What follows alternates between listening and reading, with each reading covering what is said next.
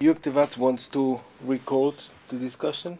Is Sure. that okay? Yes. And I want to record it on tape also. Okay. Is that okay as well?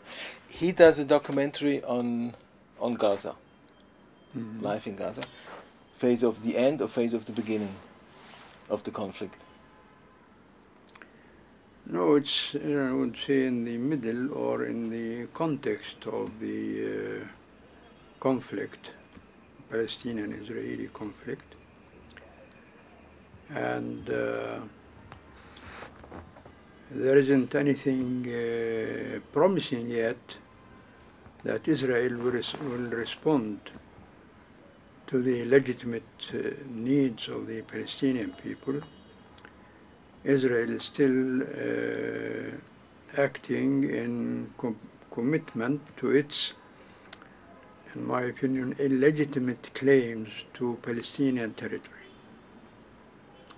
As you know, Israel in 1970 invaded the West Bank and Gaza Strip and occupied good parts. And this was frank aggression against the Palestinian people.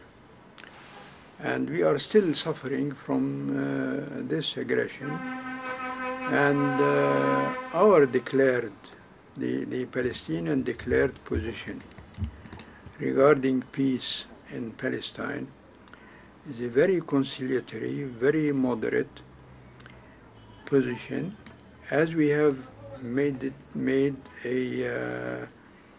a formal statement that we need to establish a Palestinian state within the borders that existed in 1967, which represents less than 1/4 of Palestine. What more can we concede? Now Israel, rejecting this, occupied all of Palestine. Until now, they are and you know, established facts on the ground. I mean the settlements and all this. And so it's there for everybody to see that our request, our formal position that accepts a Palestinian state in less than 1/4 of Palestine, that's the borders of 1970, 67. it continued to be rejected by Israel. But now at least they're leaving Gaza. That's maybe the first step. Yeah. They never, you know, since the beginning, Zionism did not claim Gaza. I mean, we So, know they are not interested in Gaza. but they have been here for so many years. Yeah, and I mean, they use Gaza as a bargaining thing, but we know very well that they are not interested in Gaza. But they keep it as a bargaining chip regarding the rest of Palestine. But will it help the people of Gaza after, I mean, once the Israelis have left? Will it improve life? I hope. In which respect? How does it improve? Well, I think we are badly in need of organizational effort to establish priorities, to see that there is commitment to the general welfare and put an end to factional or personal Commitment by whom? ambitions. Commitment by whom? Commitment by all the political forces in Palestine, in Palestine, or in Gaza, among the Palestinians. Yes. You know that there are several political factions, Fatah, the PFLP, the communists, okay. And certainly they have their own... You forgot Hamas. And Hamas. They have their own claims. And I think what we need is to realize unity among the Palestinian factions and establish dedication to the general welfare and put an end to factional aspirations and all this. Is this wishful thinking or is it on the way? I don't like it to be wishful thinking. When I express this, I implicate the need to support this in real action. We have been yesterday in Beit Lahia in the evening at the demonstration at the election campaign of Hamas. Yes. It was the most impressive demonstration, about 8,000 people, Yes. and I think the question is not if Hamas will win there, as in other places as well, but how big they will win. Yes. If it will be 80 or 90%. Yes. And this happens in other places as well, and it may happen for the PLC elections as well. Maybe not 80%, but they may have they may be the biggest bloc. Does this frighten you, or what does it mean for you if you see that Hamas is winning? I'm not Hamas. I don't agree with Hamas ideology. But they seem to have the support of many, many people. Yes, because actually Hamas is more organized than the other parties, and maybe they are more serious about what they present, what they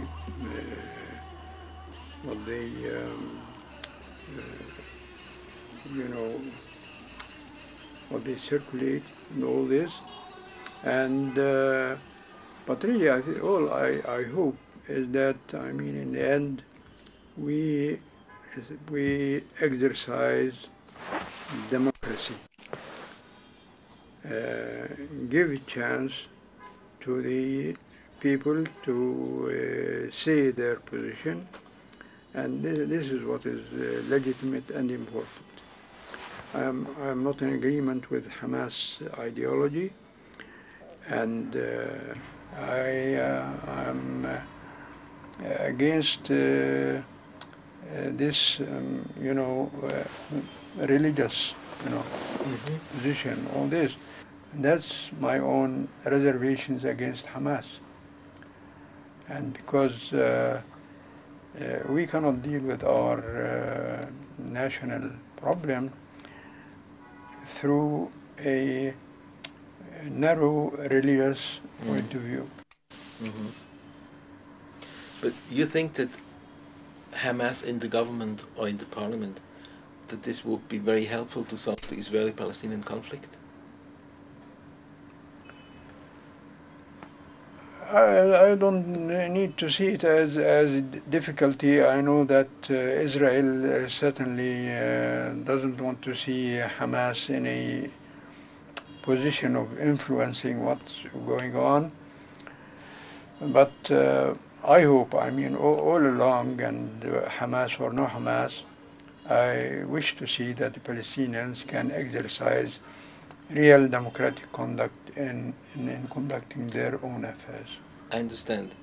But, I mean, the Palestinians have two big problems. One is welfare, and the other is relations with Israel. Yes. I understand that the welfare point of view, Hamas could take care of. Sure. They have the know-how, they have the support and everything. Yeah. The question is if Hamas could also solve the Israeli-Palestinian problems.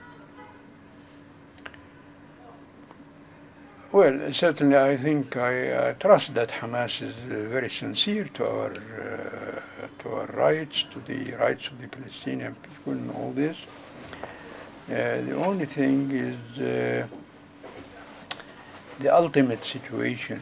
I mean, I want to see finally an establishment of a Palestinian state that can deal with its own problems in a democratic way. I wish to see a Palestinian democracy. That's what I wish to see. Now, Hamas is going to be more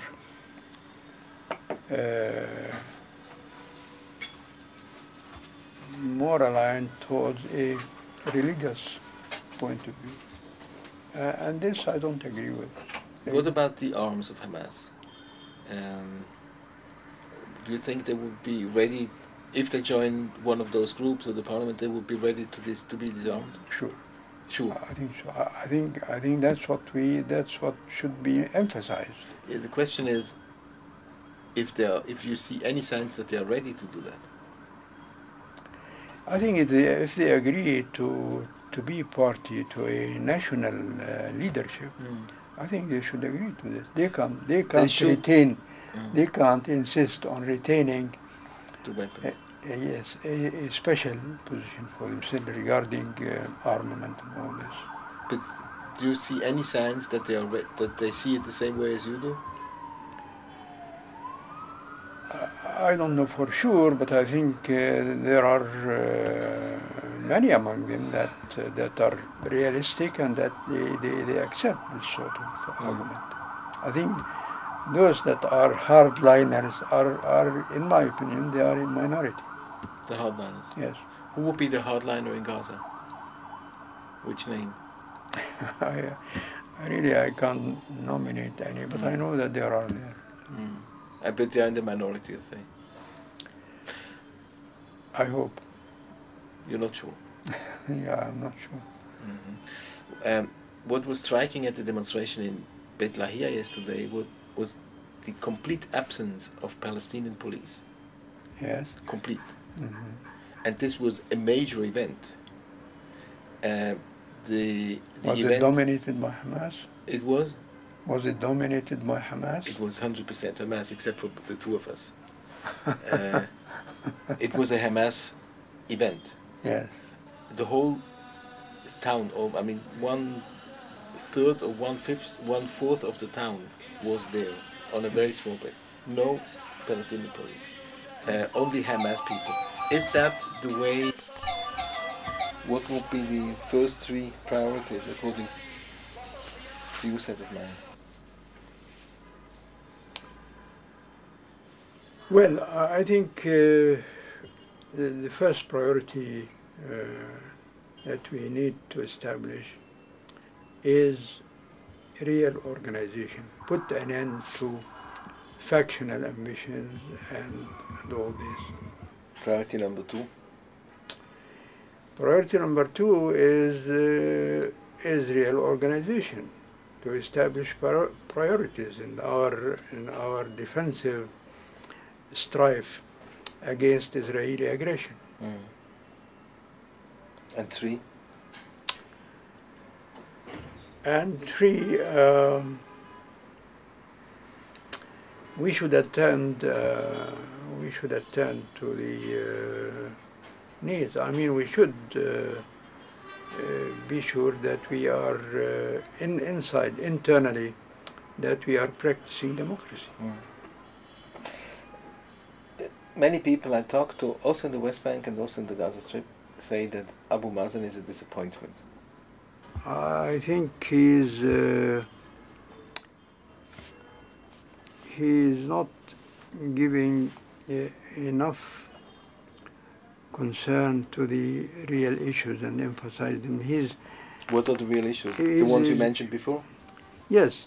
I think Abu Mazen should really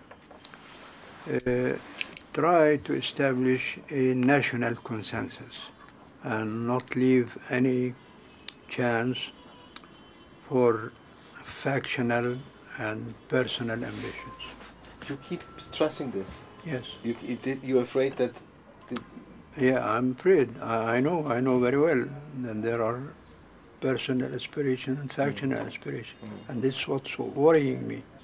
So the internal coherence is at risk? Yeah. That's what you're saying? Yes. The Israeli presence is the thing that is dampening personal aspiration, factional aspiration. So the same, by the way, could happen in Israel. Sure. And once Israel withdraws, then the world is free for, people to come up with that. And that's where it is. Okay. Very sensitive. So the impression that actually the same people are still around is right, and the consequences are rather grave. I can't say that if we replace them with somebody, things are going to improve. We have to go through an organizational process, which is actually, adopting democratic principles to be able to benefit from whatever potential we have. We are plagued with personal and factional ambition. Our failure is to dedicate all our efforts to the general welfare. Who is the most ambitious person? It's not one person. I think naturally, I mean, everywhere you have personal ambitions, but the bad thing is where in a conflict between personal and general ambition, that you promote personal ambitions. We can remain eternally in a conflict. You don't think that's what's going to happen? Maybe that's. I think if we, on both sides, if we don't become realistic, and if we neglect really establishing what would form a real and fair coexistence between us, we shall remain in this terrible struggle all along. That's what I think, actually, because both sides have a problem with the facts. The Israelis have it with the 500,000 settlers. The Palestinians have it with the refugees. Yeah, it means that we neglect real sober thinking, and we remain victims of our own emotions and our own, unreasonable ambitions and all this. Mm.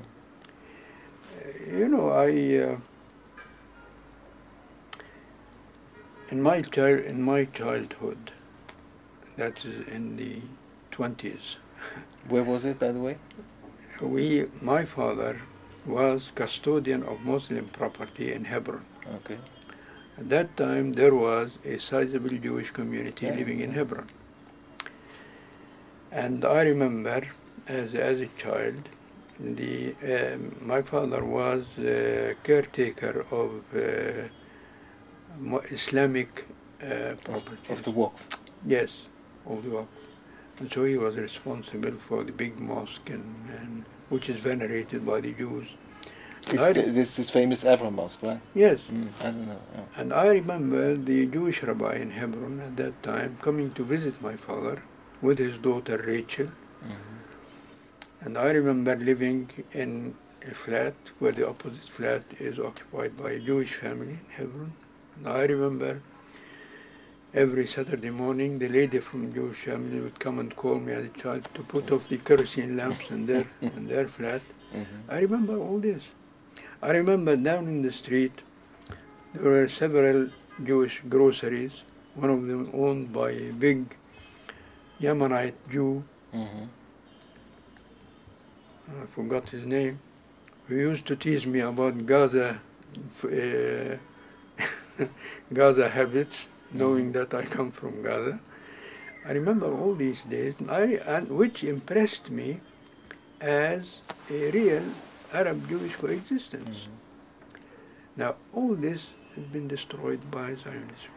This Arab-Jewish conflict, it has been exaggerated, escalated by people on both sides who really have no conscience. Mm. I think that there is no need for all this. But if you say that actually the problem started with the beginning of Zionism, and Zionism has a revival in Israel now. I mean, well, this is the problem of sober and Palestinian and Israelis on both sides. We'll have to think what to do. What are the means to change this? Would a binational state, would that be a possible? Yes, of course. Even after the experience of the Palestinian Israelis in Israel? Yes, always we can. I mean, that things did not work one time, it means that they will not work at all. You still, I mean, I understand that once upon a time this was your favorite solution. Yes. And is it still? Yes. In my imagination is that majority of Palestinians would welcome this. Yes. Do you think so? Yes. All things are spoiled by politicians. The situation is destroyed by, but otherwise I think there is no problem for coexistence. We stand to benefit from the Israeli, Jewish initiative and all this. We admit that Jews in general more clever than Arab. We benefit from coexistence with Jews and all this. And there's no problem about it. Did you ever think about writing your memoirs? Pardon? Did you ever think about writing? Maybe I still can. What would be the main message of this? We are very emotional people, and that really is the trouble.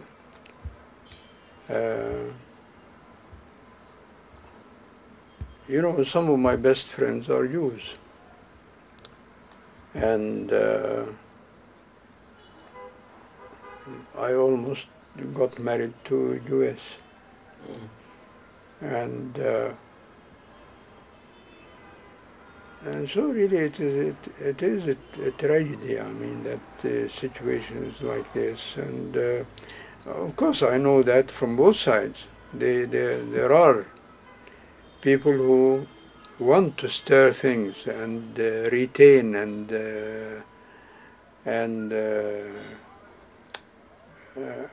emphasize this conflict, you know, and this is of course bad and terrible. What will come up in the future, I think it all depends.